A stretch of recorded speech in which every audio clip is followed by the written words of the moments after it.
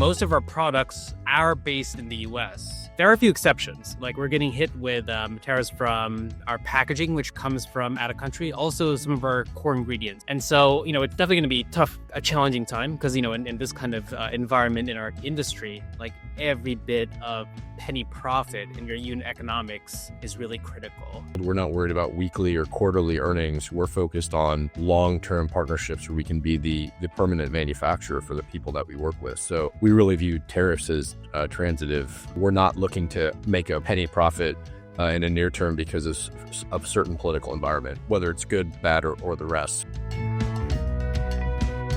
Hello, CPGers. Today we are talking about the tariffs. There's a lot going on and so many unknowns, but I wanted to bring you three different, really important perspectives. One is from a brand that's badly affected and figuring out what it'll mean for her future.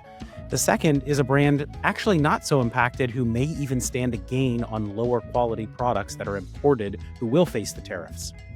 And then for a really important third perspective, I invited a friend of mine who's a US-based co-manufacturer. They work with a lot of emerging brands, even from our community. I wanted to hear what he thinks is going to happen in the short and long run, especially about prices for working with manufacturers like him because of all the demand that we expect is going to come onshore from brands here and from brands abroad looking to avoid the tariffs. I think you're going to learn a lot from this episode. I definitely did. All right, here we go. All right. Jia, thank you so much for joining us today. Do you mind, first of all, introducing yourself and telling everyone about your brand? Oh, okay, sure. Thank you for having me. My name is Jia. I'm the founder of Hotpot Queen. So Hotpot Queen, we are Sichuan food reimagined. A simple term, we use clean, high-quality ingredients to recreate the boldest, authentic flavor of Sichuan food. So all keep right. it simple. And your product's awesome. We all love it at Startup CPG. Where does your product come from? Where do all the ingredients come from? So they're all coming from my hometown, Chongqing, which is like in the Sichuan province area. And actually, our factory is in the hometown of Sichuan chili. So we are surrounded by chili farmers. And that's where we source our ingredients. That's where we get our Sichuan peppercorn from a nearby town. And that's how we make it so that our products are really authentic and flavorful. And then we ship it to the United States. Awesome. I love Sichuan peppercorn.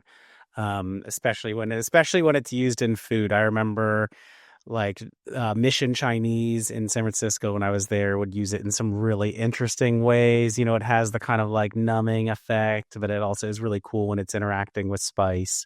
Oh yeah, it's a cool. That's a mala sensation, the spicy and numbing together. It's like a 3-dimensional of the spice experience.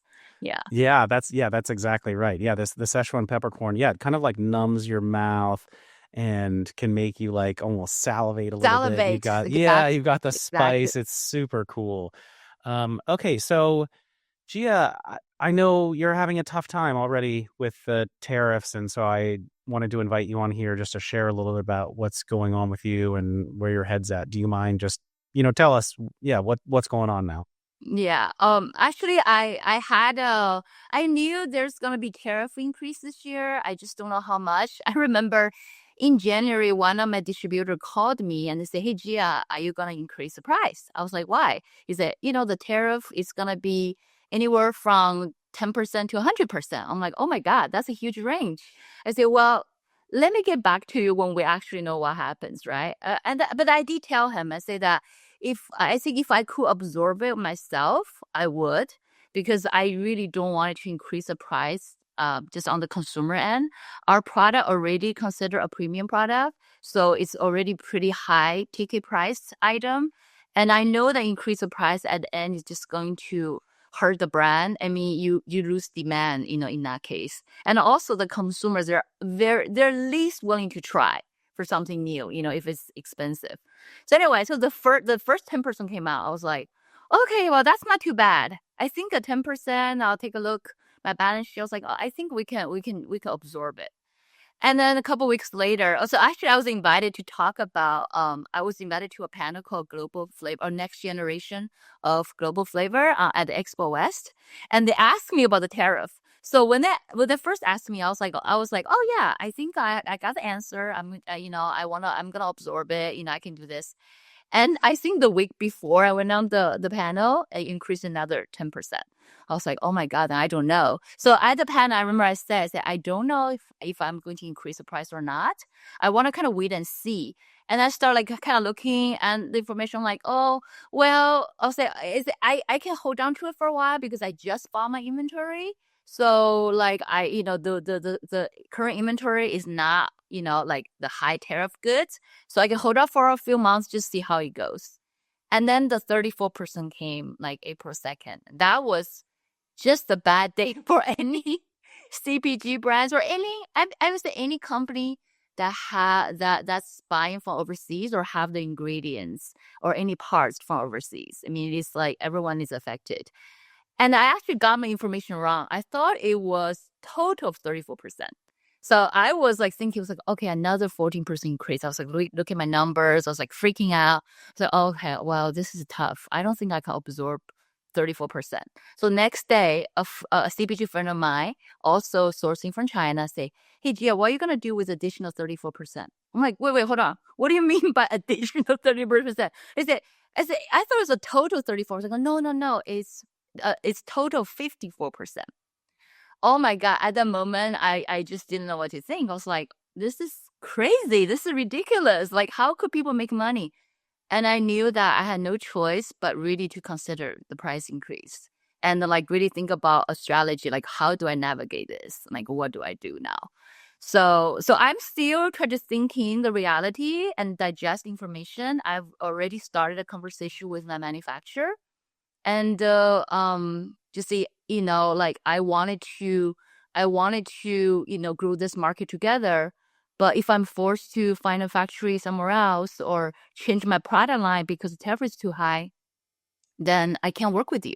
So then they are kind of actively trying to find a way so that they can lower a little bit cost on their end. And I will absorb on my end majority of the cost, and I'll pass on a little bit to the consumer or to my distributor and then to the consumer. So your product, which is manufactured in your hometown in China, you're buying from the manufacturer the product? Are they sourcing the ingredients and paying for them, and you just buy finished product, or do you? Yeah. Okay. Yeah. So I give them the recipe, the formulation. I work with a chef to kind of came up with a recipe. And then we have an exclusive deal, so non-disclosure, and then they will create the recipe. And then I will send them actually, I even buy the packaging separately because I don't think they source really good packaging. So I'll buy a package from Shenzhen. So where they manufacture more of a higher quality packaging products and do my export. So I will send it to them. So I'll send all the parts, like the outer package, the glass jar, and then they will just create the content inside and assemble everything together. Okay, so then basically just the price for you of the finished product now would theoretically go up 54%, but it sounds like you're going to talk to them. You're hoping that if this is where it actually settles, which, I mean, who really knows if that, is that the end of it? I feel things might change again. Am I lower? Am I increasing more? I don't even know. I mean, it's I been know. 3 months. I mean, it feels like it started out with like, well, here's 10. Like, okay. Oh, you're fine with that. 10. Well, then here's another 10. Like, oh, you like that? All right. Here's a bunch. Like, well, are we 34. done, man? Yeah. Like, just let me know. Yeah. So, well, I think in a fair play, I think you will be like, I will pass on 1/3 to my manufacturer. I observe 1/3 and the 1/3 price increase. But in reality, it doesn't really happen that way because the manufacturer, I don't want them to lower the quality of products. Like, where do they lower their, cost, right? So more likely they'll probably lower like 10-15%. That's already pushing it. And I already told my distributor, say, I'm going to increase the price there, the wholesale price 6 to 8%. So I cannot increase too much, maybe about 50 cents when you arrive to the consumer end. And I have to absorb majority of the cost. And that is just kind of like the way it is. But I think I always see a silver lining in all of this. It's like, at least I feel as a small business, I have a very little fixed cost. So everything is kind of variable, or most things. So when those situation happens, I'm able to absorb more. like all off the cost. Versus if I'm a big company, I have tons of people I'm hiring that have huge overhead costs. There's no option but to put a lot more burden on the consumer end by increase however much price that's increased. So I think in this way, I think I'm able to absorb a bit more. I just have to cut down my spending on marketing and treatment, which is lose for everyone, right? The factory lose more profit. I obviously, lose more profit.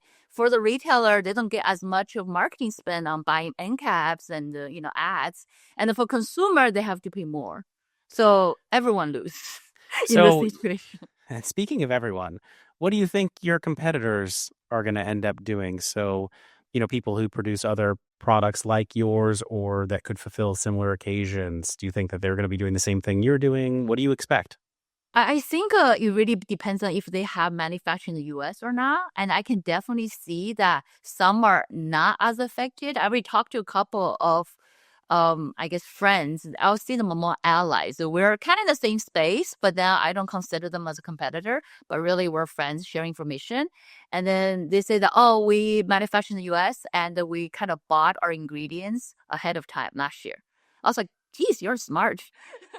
And I think for brands like that are super prepared and they have that, I guess, foreseeing a vision, they are unaffected. I don't think they'll increase the price. But for the other ones who also manufacture from overseas, especially the country that with the highest tariff, like Vietnam, China, not Taiwan, maybe even South Korea, and it depends on how big they are. I feel like the bigger you are, the thinner your margins are because you have to keep growing by spending more.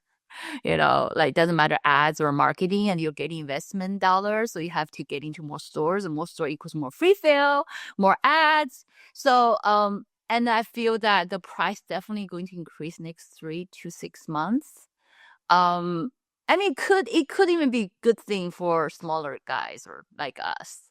So I don't know. I will try to increase as little as possible, but obviously I cannot absorb 54% on my own. I'll just simply out of business. But Yeah, I'm so yeah. sorry. That makes sense. Okay, so let's play out a hypothetical. Let's say it's 6 months or a year from now, and you have passed along a price increase of, let's say 2/3 of it or something like that, which has increased your shelf price. And maybe your competitors, some of them have not because they're producing in the US. Are you going to be looking to try to get more competitive on price? Are you going to look to try to produce more in the US? Is that even possible for you? How would you think about that? I thought about the option, and I think it's very difficult because the ingredients that's key for our product just doesn't grow here, right? And then also, if I were to find a manufacturer here, they have to source all the ingredients. The doubai the fermented black beans, like the Sichuan peppercorn, Sichuan variety of chilies, all from China. So which is still 54% of the tariff. And not to speak, the labor cost is 10 times more than in China. So I end up probably paying even more than that 54% tariff. So that's kind of like I play that scenario. And also, you know what? It just takes so much work to transfer like factory. Like they might not get the formulation right in terms of like flavor. It might change a lot. So you don't really want to change something that's already working. So that's my fear. So what will happen? That's what I'm already doing is I'm looking for different categories or with already lower tariff to kind of begin with. Because what happens is that all the product from China, depending on category, it has already a set cost. I don't know if you call it tariff or duty, but there's like a bunch of fees. For example, my sauce has much lower than my noodles. So, and then, on top of that, there's 54%. So if I were to look for category that already naturally have a lower base, and I'm able to kind of, I guess, lower the overall price. So that's another thing I'm already looking at. And if all things fail, I could get into a different category of products that has lower fees overall. Gotcha. Okay, thank you for sharing that. So, just last question as we wrap up here, which is how do you look at these tariffs just kind of as a person, who is from China, but you live here and like Do they just feel like crazy and unfair to you? Do you understand the intent with some of them? How do you interpret them? How do you come to terms with them? I mean, okay, I guess as a just as a person, not as a business owner, I understand why the tariffs happen. The way it happens is instead of I feel like putting a tax on income, is putting a tax on consumption, which is like easier to control. Everyone spends money, but not everyone will report the right amount of income. It's easier to collect. You know what I mean? And that will really help with U.S. deficit. So I see this. I see why it will happen, but it's that in the process, like so many people get hurt, like especially the small guys, right, get really hurt, in this. Yeah, it is kind of crazy. I feel that it's understandable that these things happen. I just hoping it's more of like something more gradual. You add like 1 or 10 or 15 or even 20%. I think understandable. But if you start with like 54%, like think about it. How do people even react to that? Like it's like what kind of choices do people have? They have to increase the price. And overall, I mean, everything is already so expensive in the United States in the past 5 years. Like you go to a restaurant, I mean, everything's so expensive already. And then, so everybody's gonna feel that tension, feel that, they have less spending power. So I don't want to get into politics, but, to me, I just think that the decision is quite rushed and quite sudden. It just really hit people unexpectedly, didn't really give enough time for the small guys, for people to even react. Now I feel really sorry for the people who last year when when he spent all the time moved the factory to Vietnam, which I know a lot of people did, because they're like, oh yeah, cheap labor, but they're not get sanctioned by the China. And now guess what happens, right? And those people are the one left with the bag. So And for anyway, now, who knows? It could change again. who knows? So, Yeah, things yeah. might change again. I just feel now we're in such a volatile economy and environment. It's so hard. It's already difficult to be in CPG, and now we have to deal with this bigger environment and deal with like radical policies. It's like it's difficult landscape, but you know what? We all will prevail. The ones that are most resilient will come on top. The one that couldn't take the storm will sink. And that's just the way that, the world works. And I hope we're the one that raise up to the top. I know And you will be. Go Hotpot Queen. All right, Jia, thank you so much for sharing thank all you. of these insights. We really support you and wish you the best of luck. And we'll look Thank you, forward to Daniel. following along the journey. What's the best way for people to support you now and follow along with you? Go to our website, hotpotqueen.com. We're trying to scale our D2C business. We have really delicious products, or you can go find us on Instagram at Queen of Hotpot. All right. Thank you so much. Thank you, Daniel. Have a wonderful weekend. All right. Now let's hear from another brand. All right. Jake, thank you so much for coming back on the podcast. Did you mind, first of all, just letting everybody know who you are and what you do? Good to see you again, Daniel. Thanks for having me back on. My name is Jake Deleon. I'm the founder of Fila Manila, and we make Filipino-inspired pantry staples. All right. And so I was chatting with you a little bit about the tariffs. Super interested in your perspective. Do you mind just telling me a little bit about how you see things right now and how it could potentially affect you?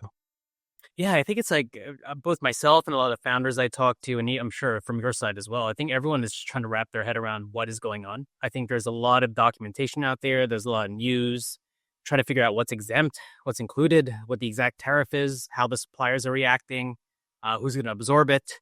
But I could tell you from our side, I did some background checks earlier to know what's going on. But thankfully, most of our products are based in the U.S.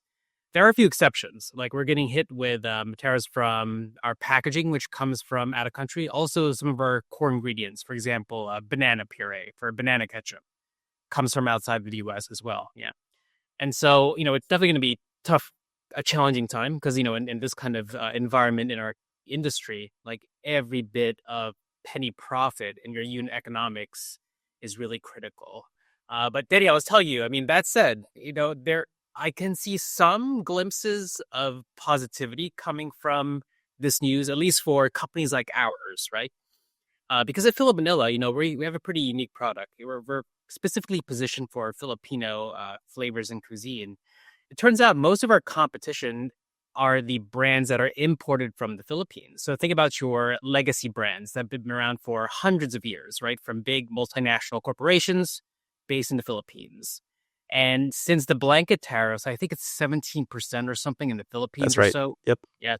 Like they're going to get slammed with those tariffs on top of a lot of the FDA scrutiny that they've been having with a lot of the imported quality ingredients coming from the Philippines as well. So it's almost like a double whammy for a lot of those big brands.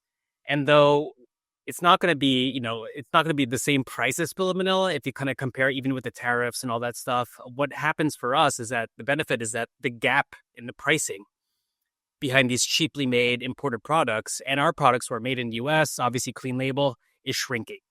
And since that gap is shrinking, we're getting a lot of interest from retailers, specifically Asian channel retailers, right? Your Asian stores. They're more open and more excited and more interested in kind of considering our products. We'll be right back. Hey, do you know about Mini Social? So it takes 7 touch points on average to convert a potential consumer. You can get started by meeting your consumers where they can see you every day on social. Our friends at Mini Social work with brands on micro-influencer amplification and UGC creation.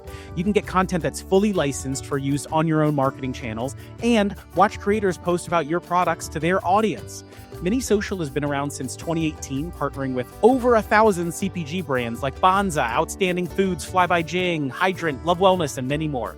You can learn how it works by visiting cpg.minisocial.com and take a look at their case studies. Make sure to mention us at Startup CPG for a special discount.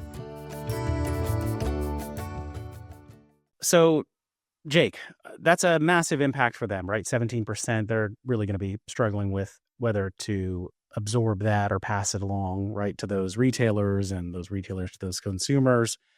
So, one question that I have for you, I guess it's kind of a philosophical one or a reflective one. Like, how do you actually feel about these tariffs for you as a business owner? Because, you have this amazing product representing Filipino culture and cuisine, and, they do too. But I hear you saying, I actually like this pushing consumers toward a better made, higher quality product, making that more accessible to them versus stuff that's cheaper and imported.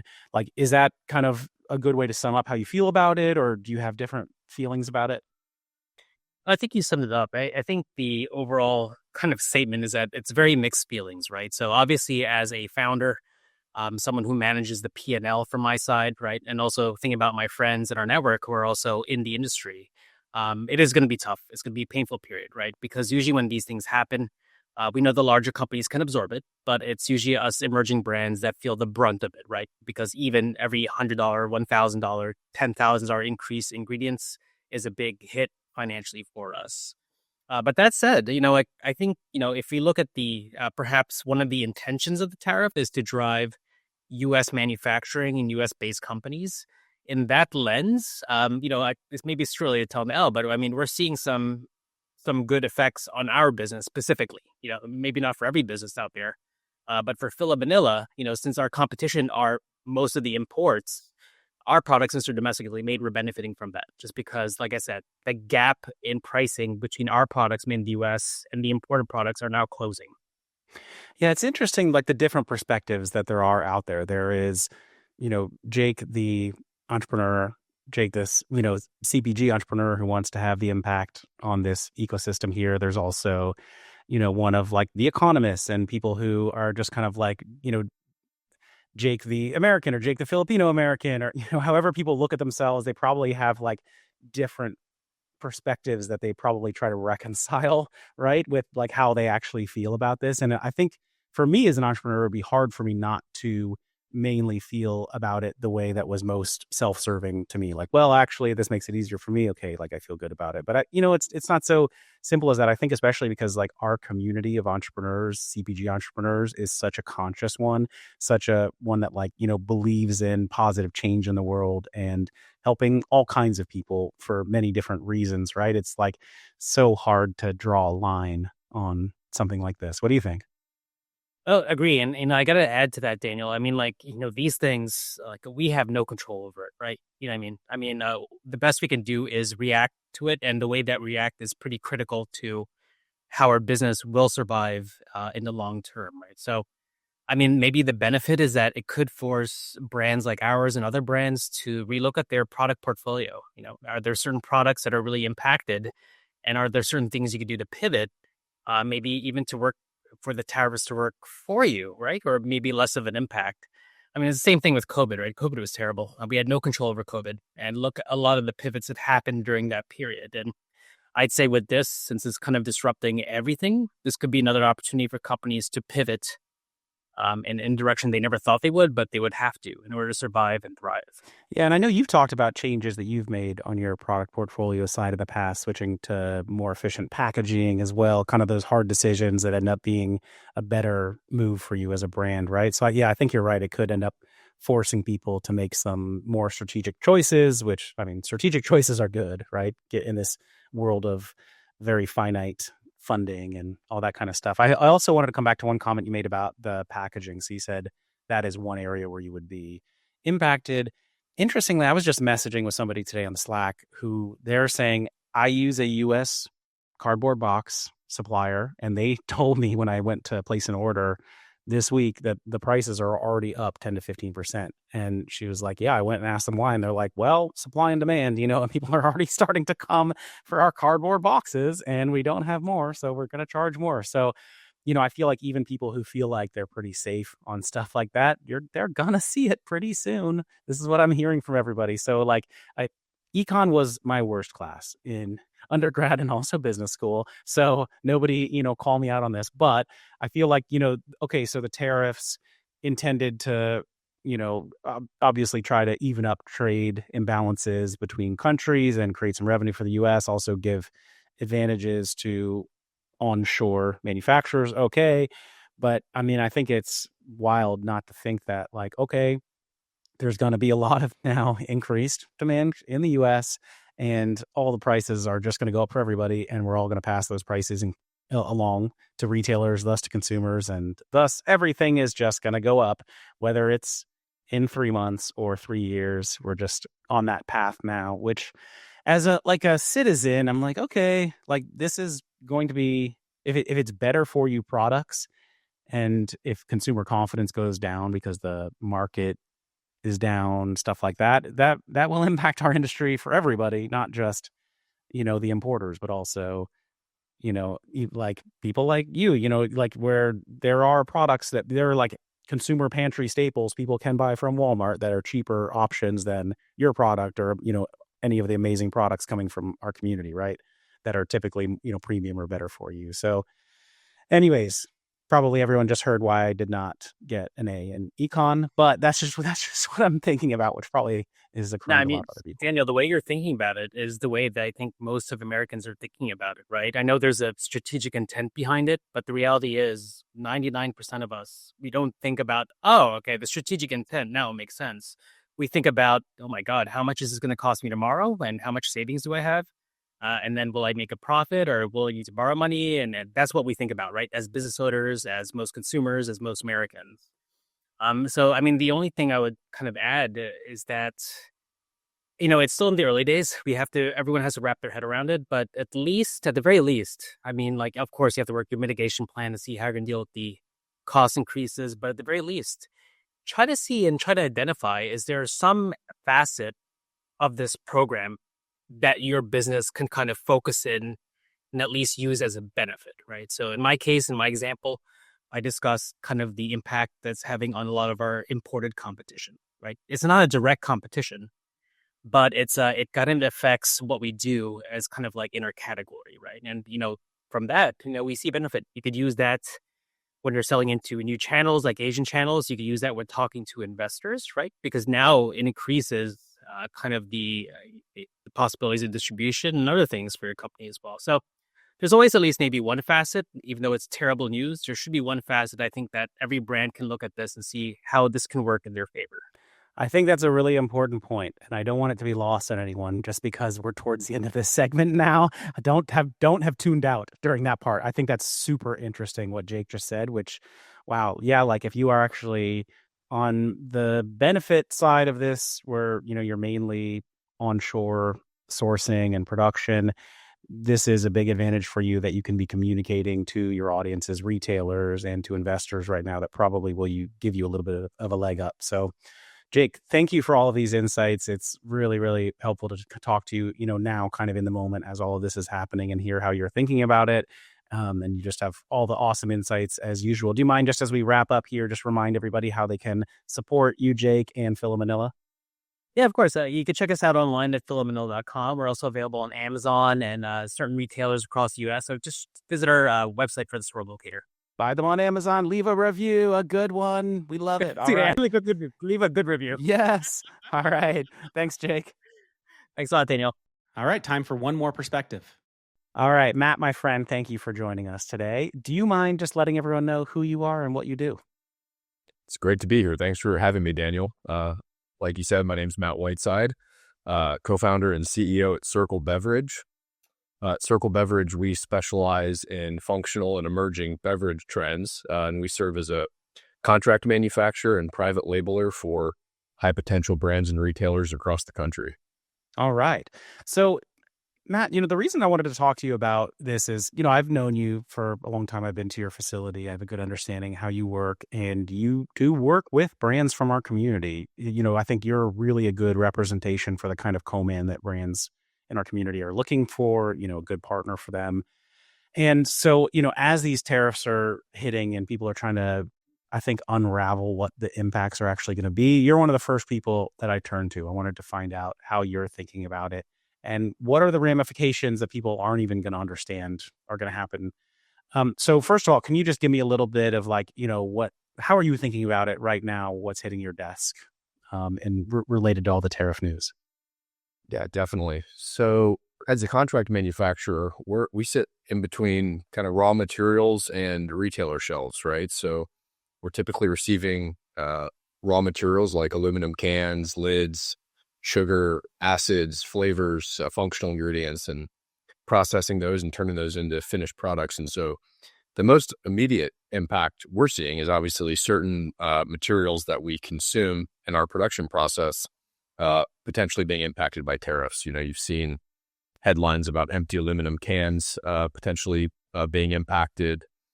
Certainly a number of the powder and functional ingredients that come from overseas.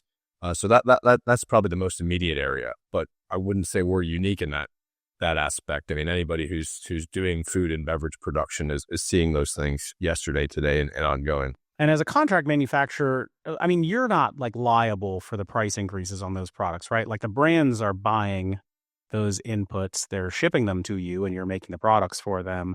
But I mean, mainly it's just if the price of their inputs are going up, right? That doesn't impact you necessarily as much as a person who's going to process all that stuff.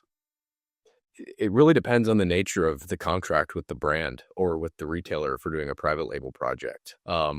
This is that age-old question that people in our industry ask of, is it better to go turnkey with your manufacturer and have them manage everything for you? Or is it better to manage the supply chain yourself and just pay your manufacturer a service fee? So we have both those types of relationships. And so if we're managing all the ingredients on behalf of somebody, then yes, we're actually in a tough spot because these tariffs take place immediately. But most of our contracts only allow for price increases to be passed through at, let's say, 60, 90, or even 120-day notice. So tariff hits today, I can't actually increase my price to the end customer for 3-4 months in some instances. That's so interesting to think about. That never actually would have occurred to me. I think, because I've worked with you before, but I think we were procuring all of our own ingredients and sending them to you.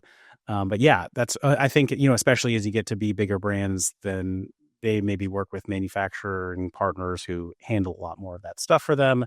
So that's pretty interesting to think about. No, they just have a contract with you for the product and you need to go out and actually buy those ingredients. And if there's a big price increase, that actually, it's going to be hard for you to pass that along in the short term if you have a contract with them, right? Where you're taking a little bit of a risk on the commodity or, tariff prices, whatever happens. Correct. But then for a smaller brand who is sourcing everything directly, they're feeling the impact of that tariff immediately, right? We're insulated from that, but certainly they're seeing that on day one. Would you ever, though, go to the brands and be like, look, yeah, I know we have this contract, but we need to talk about this because it's going to hit me in a way I can't really absorb. Can we split this cost or something? Like, would you plan to do something like that? On specific materials, like let's say the sugar, we have a special sugar we're using that's imported, right? If we know definitively that starting on yesterday, every unit is now, every pound of sugar is 30% more, we're absolutely going to at least ask the question to say, look, this was an unforeseen circumstance. We need to work something out here, right? Because at the end of the day, we approach every relationship we have with a brand or a retailer as a partnership. So on the other side of that coin, where I'm sure you may be leading with the questioning, is around how do manufacturers look at our pricing, our service fees to our clients. And I think that's really the more complex piece is these tariffs are really shifting the supply and demand curves. And I think different manufacturers are going to have different responses to what that means. And that's where I think brands, especially within the startup CPG community, are going to have to be thoughtful about what they're hearing, seeing, and agreeing to with their manufacturing partners. Yeah, and I really appreciate you having this discussion with me. So, I had asked Matt kind of a leading question because I'm just trying to understand how this is going to play out for the brands that currently think that they're safe because they are US-based brands that maybe, don't import as much and they're seeing it impact their competition, but not them necessarily. And just trying to play this through in my mind, I'm like, yeah, but everybody is going to try to switch up their supply chain. Like the same way that, okay, they're the tariffs that impact the auto industry, right? What they expect is that then the foreign car makers start building plants inside the US or using more, US teams. But of course, the prices are going to go up then in the US for stuff. And so it seems like, of course, that's going to happen with people like you as well, right? Because, you're an entrepreneur, Matt. I really respect you as an entrepreneur. You have a dream. You started Circle because, you were working for other people before doing this kind of stuff and had a dream to actually build your own stuff, which is an amazing thing. And, when you have all these additional brands now who can't manufacture in Canada or Mexico because they can't absorb those costs, or, brands that have been manufacturing abroad before and shipping finished product here, when you have 2-3x the volume of people coming to talk to you, you're going to make some changes, right? So can you tell me a little bit more about that is coming, right? If nothing else changes, what would you do in that scenario? I'll speak specifics about what we are doing at Circle Beverage and then can provide maybe a more macro view. But we really put long-term partnerships as a strategic foundation of our business. I mean, we're not worried, we're privately held. We're not worried about weekly or quarterly earnings. We're focused on long-term partnerships where we can be the permanent manufacturer for the people that we work with. So we really view tariffs as transitive. We're not looking to make a penny profit in a near term because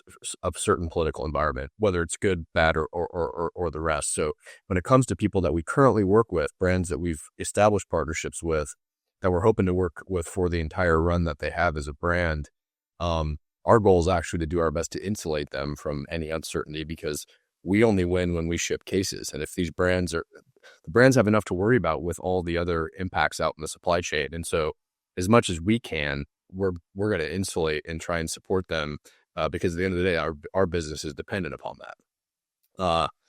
The other side of that coin, though, is new business. So any new brands or products that are approaching us, the reality is that tariffs do shift the supply and demand curve in the short term. So to your point, there's less production capacity available for products that are sold in the U.S. than there was 2 days ago.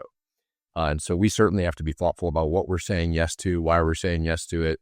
For instance, if we're getting a call from a brand that is wanting to move production from Mexico into the U.S. in response to tariffs, we have to look at that and say, is this really long-term business, or are they just moving this here in response to the tariffs and it's going to leave as soon as the tariffs are gone? And so are we going to look at that and perhaps price it more premium, knowing that it's likely short-term in nature? Absolutely. And I think that's just the reality of it is a manufacturer like us, we're not going to go out and build a new factory because of tariffs, right? We have to look at this in decades when we're making investments, and any administration could come in next and change the tariffs. And if I built a new factory in response to the tariffs, I'm stuck in a tough situation. So we and many of our peers in the industry are not just going to go build new capacity because of the tariffs. So what that means in the short term is you have less capacity than the demand that's out there. We'll be right back. Are you going to crush it on Amazon this year? It's such an important channel, but it's so hard to do alone, and most agencies are a total ripoff. We can't afford $5,000 a month and a commission on our sales. They just don't get it. That's why I love our partners at Daybreak. They are full service, meaning they do the creative work, the listings, the logistics, and of course, all the ads, all with the most reasonable retainer out there. I work with them personally. I'm so grateful we have such a good partner to recommend out to you, our community. They do evaluate your product first to see if it might be a fit. So if you want them to have a look, email them, startupcpg@daybreak.agency, and they'll do a free audit for you. Good luck, everyone. So, yeah, I think there's a lot to unpack there. First of all, thank you for taking that view towards brands, which, I mean, it's like you were saying, they should have that same partnership view with you, even if they technically have a contract with you where you have to just, bite it with the cost of that increased sugar. Like, it is a partnership. And it's always like, yeah, I mean, but you're also going to remember that when you go back to renegotiate their pricing, if they really tried to, stick you with the bill on that in this situation that everybody should understand is out of kind of everybody's control, right? It's not your fault if the sugar spikes 30% because of tariffs. So, I think then having that view back on the other brands is a really beautiful thing too, because yeah, I mean, that's the best thing, right? Like, you find somebody you want to take to the dance and dance with them, forever, right? So you get to like really do volume with them and get great at making their product over the long run, really efficient, find ways to bring the cost down together, all of that stuff. So I think that's awesome that you really want to insulate your partners that you have these relationships with over some of this, let's say, maybe short-term volatility, maybe forever kind of volatility. We'll see. And then but for the new business, that makes sense because at the end of the day, you're going to have just a certain amount of capacity left for these new partners, many of whom are coming to you. And yeah, like from an economics perspective, yeah, you're going to be like, okay, I have this very limited, like I need to, grow my business and have money to invest in things. And you're going to be either probably charging more than you would have otherwise, or less likely to make certain kinds of concessions, or less likely to build in the kind of volume discounts that might, really haircut your margin when you have so many different suitors, right, looking for that capacity. So, it makes a lot of sense to me. And I think, man, it's kind of like a musical chairs game, right? Like this is the kind of time where you want to make sure you have a chair, right? Like you don't want to be switching around probably in the next couple of years. That's a really important point, Daniel. I say this a lot. Any brand that's ever had a contract negotiation with me, I think would support it, which is, we want to be as serious in a relationship as the brand is willing to get. Because again, the business for us is built in decades, not PO by PO. And so these times I do think are a reminder to everyone that the economy is not stable. Any individual, any set of circumstances can shift quickly. And so sometimes the risk I think that CPG brands see in committing to a manufacturer because you don't have as much flexibility to move or whatever gets actually negated in these situations, because this is where you want to have a seat. And like I said, many manufacturers like us are going to do our best to protect our committed partners because their survival is our success, right? It's the ones that it's people in any business and industry, but especially in ours. If you're transactional in nature and all you care about is getting the cheapest price on your next purchase order, you're the first brand that the manufacturer is cutting or is moving on to, to greener pastures, right? Because if you act transactionally, it's a two-way street. Very interesting stuff, Matt. I have one more question for you, which is, so, with all the car stuff that's happening, I'm trying to use this analogy in thinking about how it's going to impact like equipment that people might need. Because, okay, with the cars, like, okay, new car prices coming from abroad are going to be a lot higher, which probably means even the domestic stuff is going to go up again also because of supply and demand. And so everybody's like, yeah, if you have a used car, we're basically like, it's going to be hard to buy new stuff. Hold on to your car now, and you're going to want to make sure you keep that thing running because new car prices are going to be a lot higher. What about equipment then for a co-manufacturer like you? Because I remember, you guys put in a new line a couple years ago that greatly increased your capacity. Okay, fantastic. But like also I worked with you and we needed to work together to get a new piece of equipment, right, to do a new SKU. And like, someone had to buy that and it came probably from abroad in, many instances. So, like, how is that going to impact your ability to get equipment, to work with brands, to get new equipment, like new stuff that they need? Because, right, that's all going to be impacted pretty significantly. Yeah, so I mean, at surface level, it's just going to increase the price substantially. There's several components of manufacturing machinery that just don't get produced in the U.S. anymore, especially on the control panel, PLC, HMI, the electronics of the machinery. Much of those subcomponents do come from overseas. So at a minimum, you're looking at anywhere from 20 to 50% increases on those items. In the last 24 hours, I have reached out to some of our equipment manufacturers because, frankly, we're looking at further investments, irrespective of the current situation.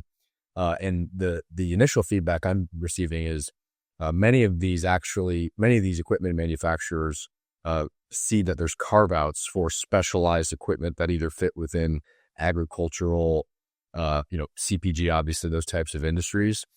I have not read that directly, but my understanding is there's more carve-outs than the general populace is realizing. So I think it's yet to be seen on what is that impact. But if you just take the percentages that have been shared and add them on top of a multi-million-dollar production machine, you can imagine how much that shifts our appetite to bite that investment off.